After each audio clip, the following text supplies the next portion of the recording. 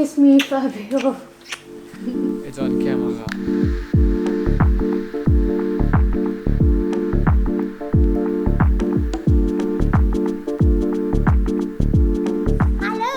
Hello everyone, welcome. Today we are shooting a short film with my girlfriend Pulani, and she is the main actress and only actress for today. And the reason I wanted to make this video is because I've been employed from the beginning of November this month to create a video once a week, and this week was special because I kind of pitched to them if we could make a film from the poem that they created.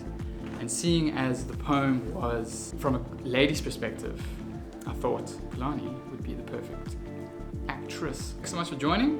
I'll play you the film now, and if you like the film, there's some behind the scenes and we'll also show you how we made it and the whole process behind it all. So if you're keen to stick Around for that, stay tuned.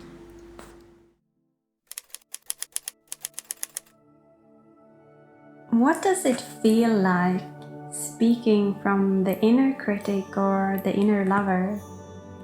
This one has me curious because the inner critic, she lures me in, tempts me with glory and shine, and just as I begin to show my glow, the inner critic, she quickly turns, shapeshifts into a hissing snake.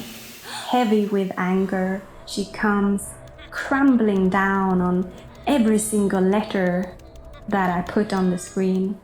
My lover, on the other hand, oh my dear lover, she uplifts me, makes me feel warm inside.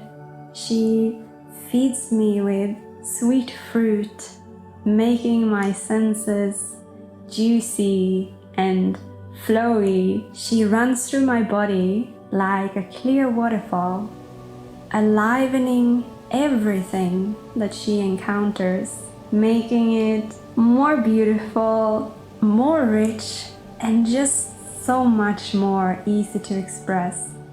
The inner critic, she takes an axe, razor sharp, and just goes, chops down the trees just as they begin to grow. I wonder to myself, who would they have become, those mighty tree beings, if let freely speak? And as I write this, I can feel her rumble in my belly. No, don't write that. Gosh, that sounds horrible. Who do you think you are? Just shut up. When I tune in, it really feels like a frequency pattern that begins to flood and dim my being, blowing out any sign of firefly's light.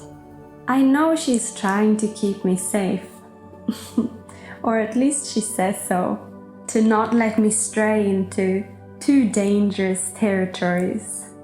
As I feel myself, I notice that the danger that she is talking about is over. It is actually long gone.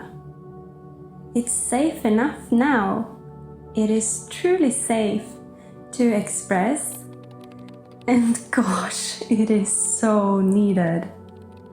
My voice is needed. I can feel every bone in my being singing hallelujah, rejoicing for me coming to that realization. And it feels scary and exciting to say it. My voice is needed. And as I try this on, I'm noticing smaller earthquakes still trying to interrupt. And as I speak this to myself, the inner critic smiles, her snake eyes meeting mine in deep understanding. And as quickly as she arrived, she slithers away on the warm rocks, leaving a trail of roses behind.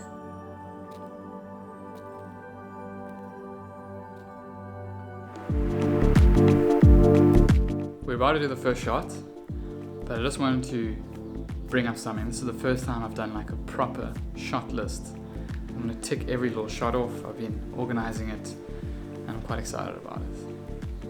I was using the Blackmagic Pocket 4K for anyone interested in what camera I was using.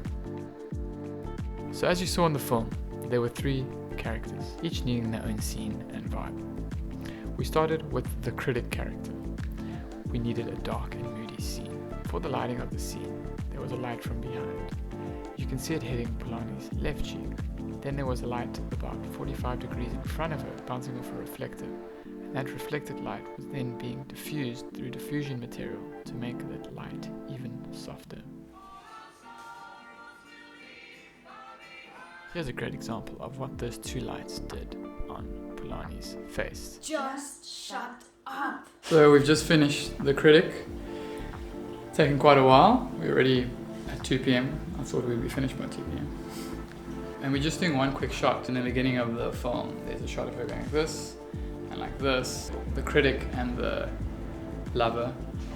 Kind of like a green screen kind of thing, but we're going to use a white screen. Don't know if it's really going to work, but that's what we're going to do now. And then the critic's done, then she's going to change into the writer.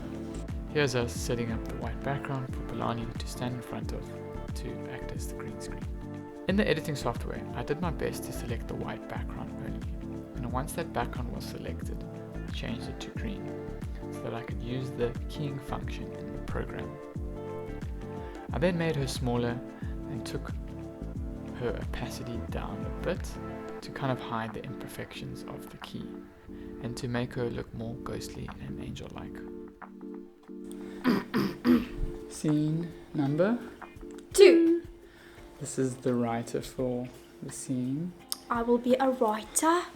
We're going to set up the set. So I will be putting out the table. I got my little bookshelf from inside the house. I selected a few of my books, my babies. Oh, and one of my most beautiful quilts for the background, of course. To finish it off with all the artistic articles.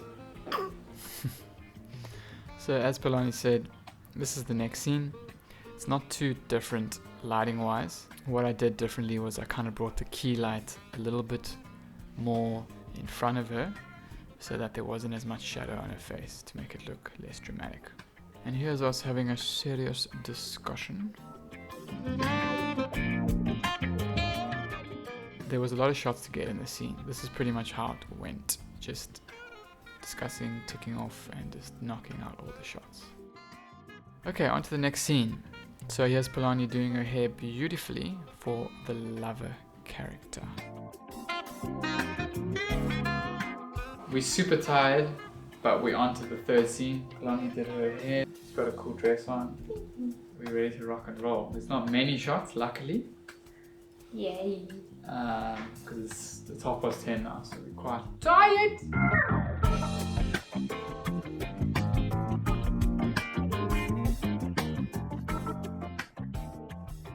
Although it was late, luckily we only had a few shots to do. And yeah, we got it done. Hooray. Thanks so much for watching. And let's see where the next video takes us. Thanks guys. Bye.